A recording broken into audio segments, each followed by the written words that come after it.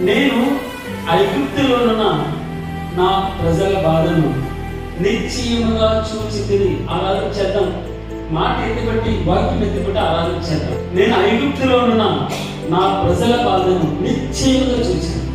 రెండవది, పనులలో తమ్మును కష్టపెట్టు వారిని బట్టి వారు పెట్టిన మొరను వింటిని. పనులలో తమ్మును కష్టపెట్టు వారిని బట్టి వారు పెట్టిన మొరను వింటిని. మొట్టమొదట వారి బాధను నిశ్చయముగా చూస్తే వారు పెట్టిన మొరను వింటిని. మూడవది, వారి దుఃఖములు నాకు తెలిసేను. ఏం చూసాం మనం? ఒకటి, ఆయన మన బాధను నిశ్చయంగా చూశాడు.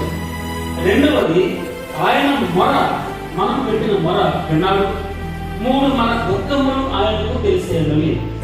తాము చేయుచున్న వెట్టి పనులను బట్టి నిట్టూర్పులు విడిచుచు మొర పెట్టుచుండగా తమ వెట్టి పనులను బట్టి వారు పెట్టిన మొర దేవుని ఎద్దకు చేరిన. ఎక్కడికి వెళ్ళింది అనేది? దేవుని ఎద్దకు వచ్చేది. ఏది? మొర. ఇందాక మనం మొర అంటే ప్రార్థన అని చెప్తున్నాం. ఆ ప్రార్థన దేవుని ఎద్దకు చేరిన ఫస్ట్ పాయింట్.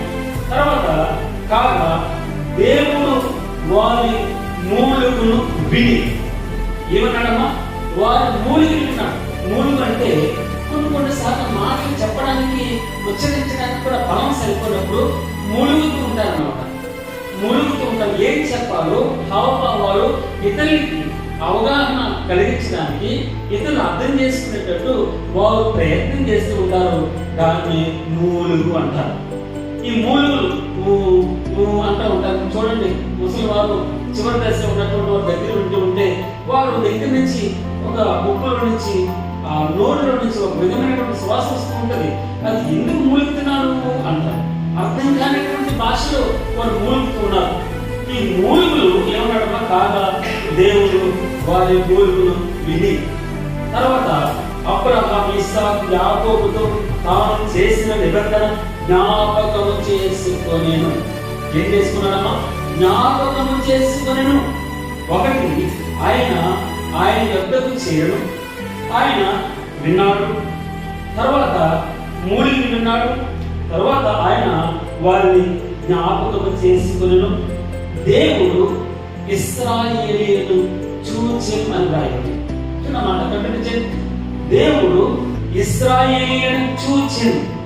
తర్వాత ఇంకా ఇంపార్టెంట్ వాక్యం, దేవుడు వారి యందు లక్ష్యం